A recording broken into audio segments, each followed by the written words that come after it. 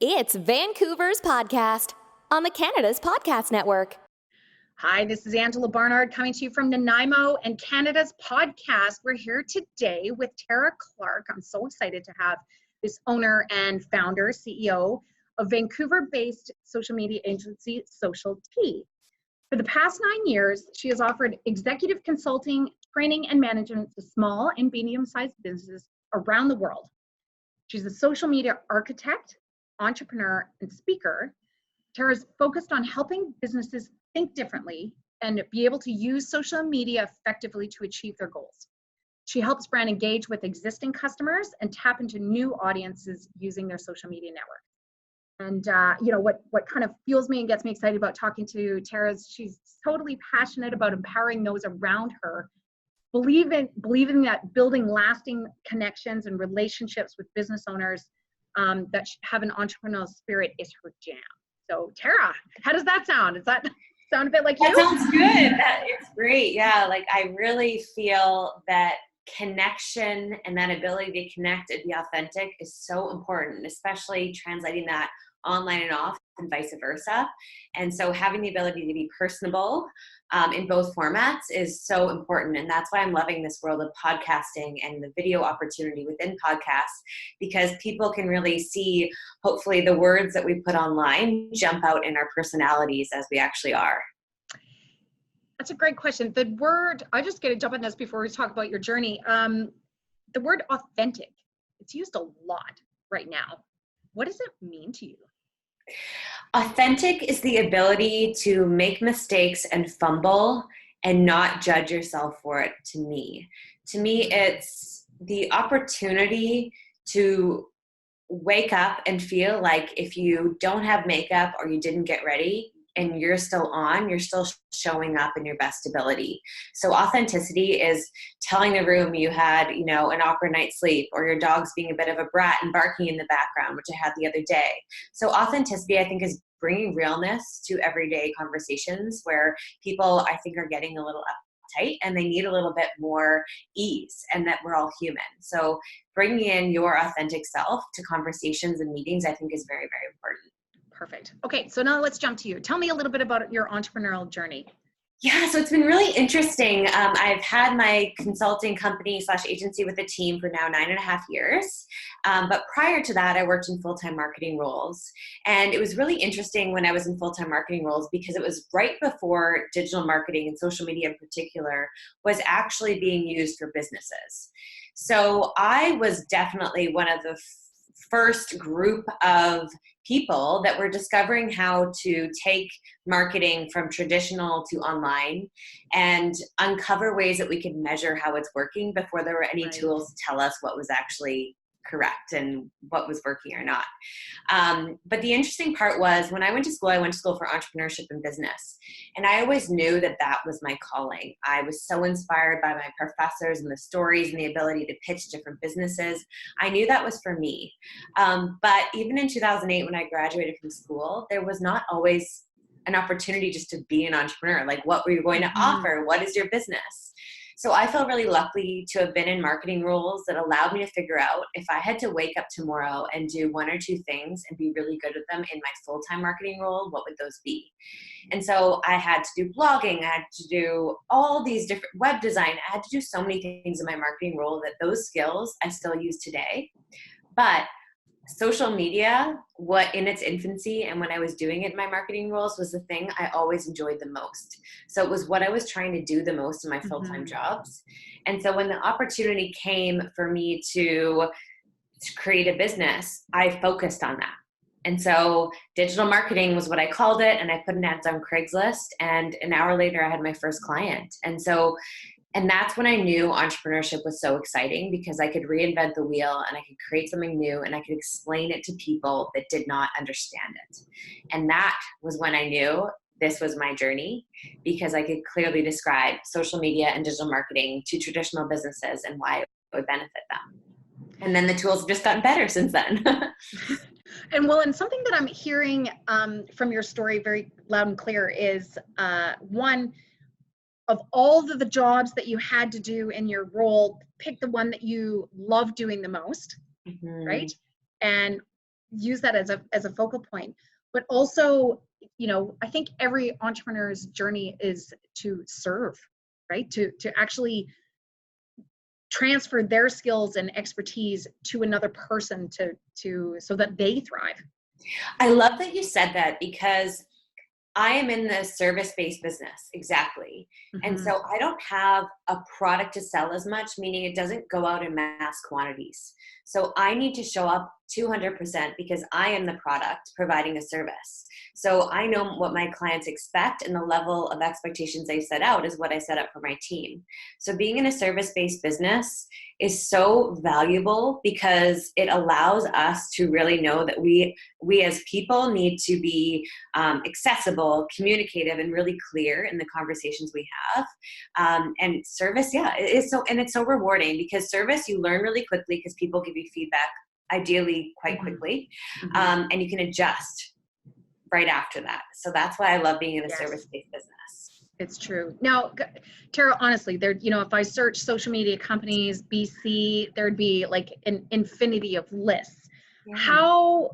Who do you serve, and how does your company stand out amongst the crowd?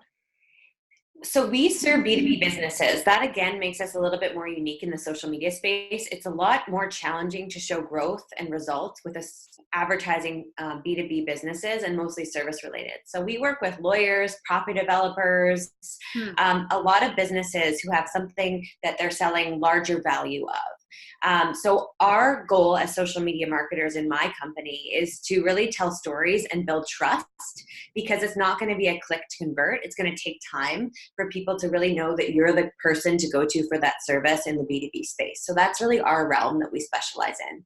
So when businesses come to us, they come by referrals. And that's how my business has grown, has not been from marketing as much publicly, has more so been from people working with us, understand our values, and in turn match awesome opportunities to us. So for example, when people describe us, they say, work with Social T, they're really experienced and they're very efficient. And B2B businesses very much appreciate that, because they're experienced and they don't want to waste their time. So those are two values that we very strongly are rooted in at Social T. And I think that helps us continue to work with B2B and service-based businesses. So that's our niche. But when it comes to other social media managers, they might specialize in food. And part of specializing in food is you'll likely provide photography. Versus my company, we provide more copywriting than we do photography, because for a service-based B2B business, getting the message across is actually at the forefront of their needs. Right. So when you've been in the company, in a business, in this industry for this long, you can really analyze and determine what clients are for Social T and what clients might actually be better for another social media company. So collaborating with fellow social media companies, I think, is one of the most valuable things that I've been able to do, is really stay in our wheelhouse and then be able to provide opportunities to other businesses that can actually help certain clients that we don't assist with necessarily better. So one thing that jumped out at me that I'm going to ask, because, whether if you're a startup, professional service provider, or you're in growth stage, just give me a soundbite. How long does it take to build trust? Oh boy. I think if there's a really strong referral, and people understand what you do, the connection happens very quickly. But that's the difficult part, is if people don't know you, they need to warm up to you. So what I found, to answer the question quickly, by speaking and being in person as a digital business, I have been able to grow my company. So by taking time to be face-to-face with opportunities for Social T, I have secured opportunities, let's say, faster than I might have if I just emailed someone. So that is our bread and butter. For me, I have my team, and my team is helping me free up time. They're managing the social media for our clients now, so I can be face-to-face and secure stronger and longer relationships. And that is, to me, the key in an online business, is actually saving that time to be face-to-face with opportunity. And is that something that you recommend to your clients too, as far as we've got content? Would another strategy be meetings or events for your clients to connect? Absolutely. A Yeah. lot of our, absolutely. That's a really great point. I truly feel that events are the new wave of having great social media content because it allows you to get a ton of imagery when you do an event. You have lots of stories to tell and sound bites and moments that you can share afterwards for a few weeks after. And you get people in the room that you can connect with that you don't often have the chance to do. So yeah, I believe that digital marketing and social media, a huge component in the near future is going to be about actually bringing people in the room together. Awesome. Is there a magic number of touch points? Oh, I work with, I'm so lucky to have a few clients that are in sales roles. And they told me it takes, I think, 11 touch points to land a deal when you don't know that contact. So I've taken that to heart. That's a lot of touch points. That's a lot of touch points. So the key word, and I spoke to Langara College about this yesterday, the key word that I'm working with on my team right now is persistence. And how you be persistent without being pushy is very, very key. And so I don't know if there's an art to persistence, but we're always working on elegant persistence. So that's something that's our focus for the rest of 2019 is how do we stay top of mind? How do we touch base? But how do we maintain trust while being politely persistent and elegantly persistent? Because there's definitely a way to do that properly. I suddenly realized where we needed to connect. On my vision board, it says elegance and muscle. Right? Oh, that's so awesome. It's like cool. That elegant persistent, which is just you need to push the bar a little bit, but in a diplomatic, elegant style. But don't let people kind of drop off and yeah, I love it. Yeah, absolutely. No pushiness. It's so easy in the online space. It's so easy to send an email or a tweet and then forget it. Set it and forget it mentality. Yep.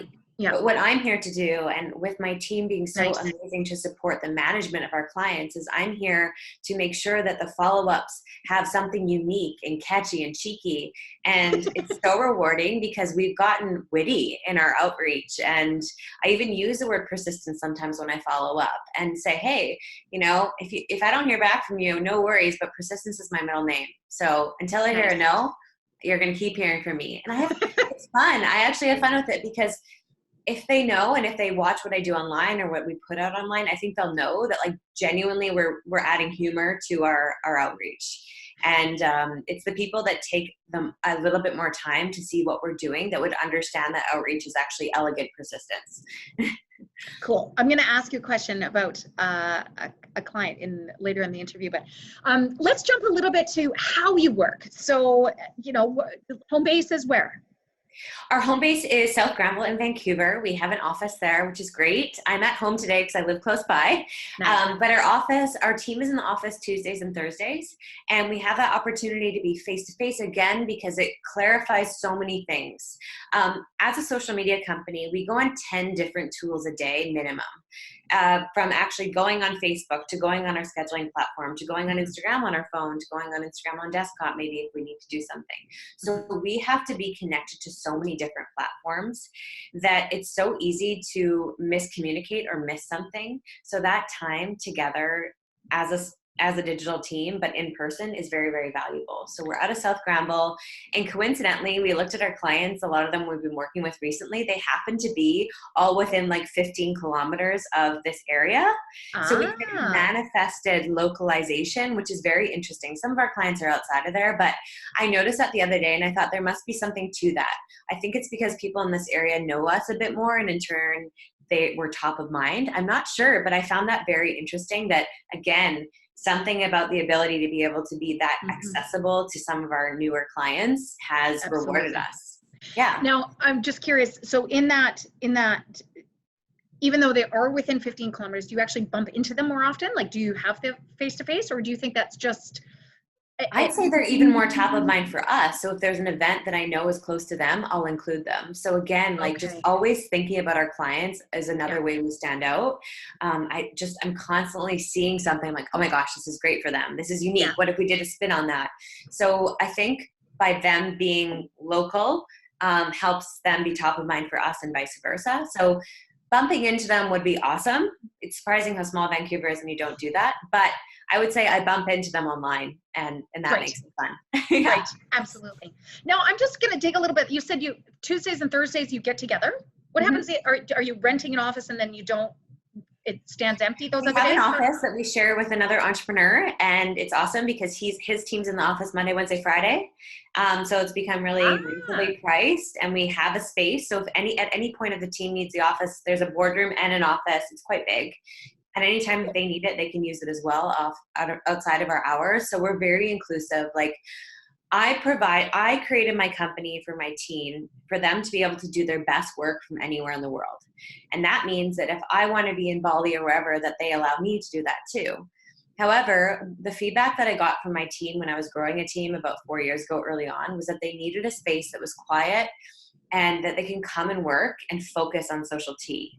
And I loved that that was something they wanted. And that's why I continue to maintain the office, because they really enjoy that it's our space to go and ask me questions and work on client stuff. Mm-hmm. And then if they choose to work on that outside of it as well, that's great, but they don't have to. Gotcha. Because coffee shops can be loud. So it's important for them. Absolutely. And how often do you get to Bali? Well, once a year. I got invited to speak again in March, so we'll see. I'll see if I'm going back. It's quite a big trek, but so worth it. You know, you always look at the cost of being somewhere, even though it takes forever to get there. To be there and live in the lap of luxury is pretty nice. So I'm considering it. Well, let's go back to Vancouver. So you're in a great downtown location in Vancouver. Obviously, it sounds like you live close by too. Do you have a favorite place that you like to go to recharge? There are two things I like to do. Number one is every quarter I go and get a really, really fancy massage at one of the high-end hotels downtown. And I book off a whole day in the work week. I book off a whole day and I just take my notebook. I don't check my email or my phone. And the massage is only an hour, but I allow myself to go in the pool and the hot tub. And that day is my reward day of quiet. And in those quiet moments, the amount I get to write and savor all the things we've done and where we're going is my greatest treat and recharge. So that's something I do to treat myself. But then my favorite thing to do during the week is once a week I get an overly priced kale Caesar salad from a great vegan restaurant across the street, and it's outrageously priced, but I have to, and I crave it like my earning. So those two things, my kale Caesar and my quarterly massage, for me is really important. And then for our team, we're working on going to one of our clients, Nectar Yoga B&B, for a retreat. So we always try to also do something together. Normally it's focused around a photo shoot because we're in social media and we need imagery. So I get them together for a photo shoot and then we do something together. So that's our team reward. Yeah. And how do you stay fit for work? That's a really challenging question. Recently I've had more time and I need to figure out how I'm going to get my activity in there. I'd say that I'm naturally a high energy person. So I'm lucky that I basically run and walk at the same time. But that's something I've been trying to carve out more is my, well-being. So TBD on that one. I'll get back to you. Okay, we'll check in with you in a few months. What's your good routine? Yeah.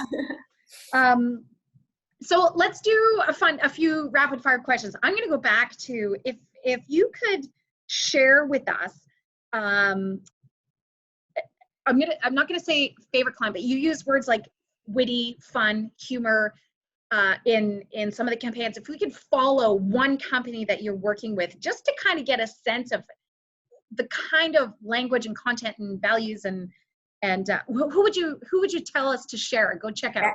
That's a really good one. BC Blueberries has been really fun. A team member of mine manages that, and she does add in those cheeky, witty things that I love to see. So BC Blueberries is really great.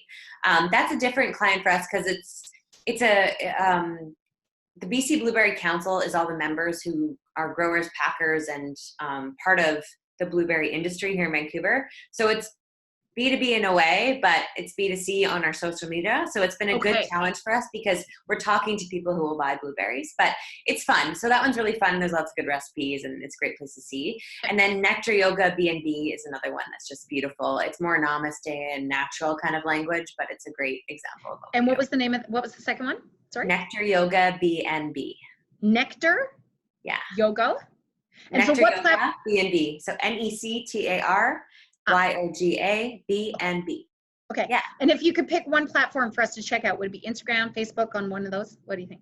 Instagram. Yeah. Instagram for both those? Okay. And what tell me about Instagram. Why is it so important? Well, Instagram has become more important because what they're doing recently is they're actually allowing you to show up more on people's feeds the more time you spend on Instagram, which is interesting because they also have a timer on Instagram, which allows you to know if you've been on there too long. But for businesses, there's something about spending quality time on Instagram and using your time wisely. So Instagram knows if you're actually liking and commenting genuinely on content. So I would say if you're going to go on Instagram, focus less on the followers and focus more on what you're saying and who you're engaging with. Okay. And there's a lot of opportunities for that. If you have an event coming up, use Instagram to message people and let them know about it, because not everyone's going to see your event on Eventbrite. So leveraging Instagram for a communication tool and genuine outreach is going to become even more important. Do you have any time-saving tools that your team uses?